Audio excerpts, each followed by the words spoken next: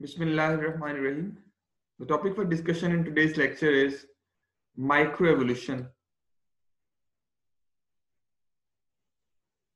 Causes of microevolution as well as causes में यहाँ पढ़ेंगे हार्डी-वेनबर्ग लॉ, इसके जो assumptions हैं और वो factors जो इसकी जीन फ्रीक्वेंसी को चेंज करते हैं, इफेक्ट करते हैं. So as you can see, first lecture में हमने पढ़ा था origin of life, panspermia, chemical theory. और अभी हम पढ़ने जा रहे हैं causes of microevolution, including Hardy Weinberg equilibrium. इसके जो फैक्टर्स हैं वो सारे ये non random breeding, natural selection, mutation, gene flow, genetic drift etcetera, वो हम साथ डिस्कस कर लेंगे. So let's move to the first portion of this lecture, that what is macroevolution and microevolution. इसको डिफरेंशिएट कर लीजिए, फिर हम माइक्रोएवोल्यूशन की कॉजेज जो है वो लास्ट पे नेक्स्ट डिस्कस कर लेंगे.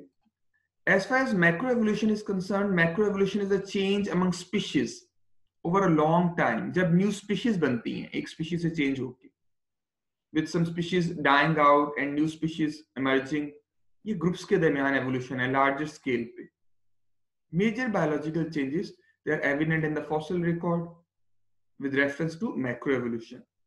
जबकि microevolution की जब हम बात करते हैं, is evolution which takes place on the smallest scale. Adaptation, adaptive changes, जो smaller changes हो रही हैं किसी एक ही species के group में, a generation to the generation or one generation to the next generation change in the frequencies of alleles within a population is called microevolution. There are some other differences which will further differentiate between macro and microevolution.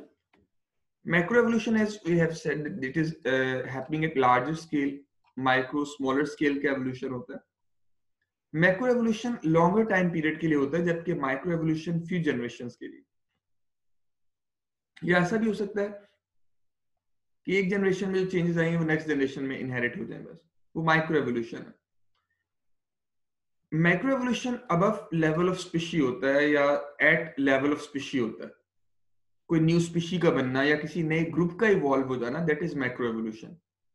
लेकिन with in the same species जो changes आ रही हैं, एक ही population में जो changes आ रही हैं, smaller scale changes, variation जो आ रही है, वेरिएशन जो प्रोड्यूस हो रही है, they are micro evolution. Macro evolution extended form है माइक्रो एवोल्यूशन की. दरअसल होता ये है कि माइक्रो चेंजेस ही अकमुलेट होकर जनरेशन आफ्टर जनरेशन किसी नई स्पीशी के बनने की वजह बनती है, जबकि माइक्रो एवोल्यूशन ये स्मॉलर एवोल्यूशनरी चेंजेस हैं जो न्यू स्पीशीज तो नहीं बना रही होती, लेकिन स्पीशीज में, स्पीशी के अंदर ही, एक पॉपुलेशन के अंदर ही वेरिएशंस प्रोड्यूस कर रही होगी. मैक्रो एवोल्यूशन को डायरेक्टली ऑब्जर्व करना मुश्किल इसलिए होता है कि लॉन्गर टाइम पीरियड लेता है और इसको हम डायरेक्टली ऑब्जर्व नहीं कर सकते. हाँ, फॉसिल रिकॉर्ड की मदद से मैक्रो एवोल्यूशन की जो है वो अंडरस्टैंडिंग हो सकती है. फॉसिल रिकॉर्ड को कंपेयर करके हम मैक्रो एवोल्यूशन को समझ सकते हैं. लेकिन माइक्रो एवोल्यूशन ये ऑब्जर्वेबल होता है इस तरह से कि एक्सपेरिमेंटल एविडेंसेस, एक्सपेरिमेंट्स करते हो ऑर्गेनिजम्स के ऊपर. मसलन बैक्टीरिया के अंदर जो रेजिस्टेंस प्रोड्यूस होती है एंटीबायोटिक्स की, एंटीबायोटिक्स के अगेंस्ट, उसको ऑब्जर्व किया जा सकता है with the passage of time. Macro evolution को कैसे ऑब्जर्व करेंगे? अगर इसको ऑब्जर्व भी करना है, इसको रिकॉर्ड भी करना है, तो फॉसिल एविडेंस से, जबकि माइक्रो के लिए एक्सपेरिमेंटल एविडेंस रिक्वायर्ड होगी. मैक्रो एवोल्यूशन ज्यादा कंट्रोवर्शियल प्रोसीजर है कि इसमें इतना लॉन्ग टर्म प्रोसीजर होता है कि बहुत से लिंक्स समटाइम मिसिंग होते हैं. But micro evolution is less controversial because it can be observe, it is observable at smaller scale. इसको ऑब्जर्व किया जा सकता है. एग्जांपल्स अगर लेना चाहें कि मैक्रो एवोल्यूशन की एग्जांपल क्या है, मसलन हम कहते हैं रेप्टाइल से आर्कियोप्टेरिक्स बने और आर्कियोप्टेरिक्स से बर्ड्स. या अगर माइक्रो एवोल्यूशन की एग्जांपल ले रहे हैं तो जैसे मैंने अभी डिस्कस किया कि जो एंटीबायोटिक्स के अगेंस्ट बैक्टीरिया में रेजिस्टेंस आ जाती है, या पेस्टिसाइड्स के अगेंस्ट जो इंसेक्ट्स रेजिस्टेंट हो जाते हैं, रेजिस्टेंस डेवलप कर लेते हैं, वो क्या है? तो वो हमारे पास माइक्रो एवोल्यूशन होगा. So let's move to the causes of micro evolution. कि जो माइक्रो एवोल्यूशन है इसकी कॉजेज क्या क्या है? As you can see over here, micro evolution within the same species, ये कि वुल्फ जो है उसके हवाले से डिफरेंट वेरिएशन शो की गई हैं.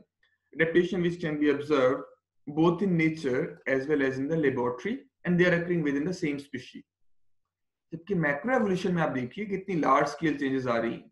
इनवर्टिब्रेट ग्रुप शो किए गए हैं, फिर earliest vertebrate groups, fishes, amphibian, reptiles, birds, mammals, human तक। ये लार्ज स्केल जो चेंजेस हैं, they are discussed as macro evolution. पहले हम डिस्कस करने जा रहे हैं माइक्रो एवोल्यूशन को, कि माइक्रो एवोल्यूशन में कौन कौन से फैक्टर्स हैं जो माइक्रो एवोल्यूशन कॉज करते हैं, जो जीन फ्रीक्वेंसीज को चेंज करते हैं। If any of the conditions of the Hardy-Weinberg equilibrium are not met, the allele frequency will change, and it is known as microevolution. Within the same population अगर कोई variation आ जाती है gene frequency के change होने से, तो उसे हम माइक्रो एवोल्यूशन कहेंगे.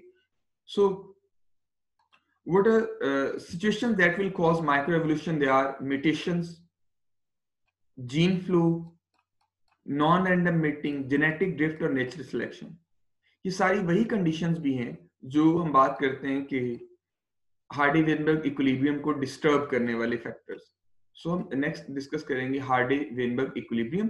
That was the difference between micro and macro evolution. अगर यहां तक कोई क्वेश्चन या क्यूरीज हैं तो आप डिस्कस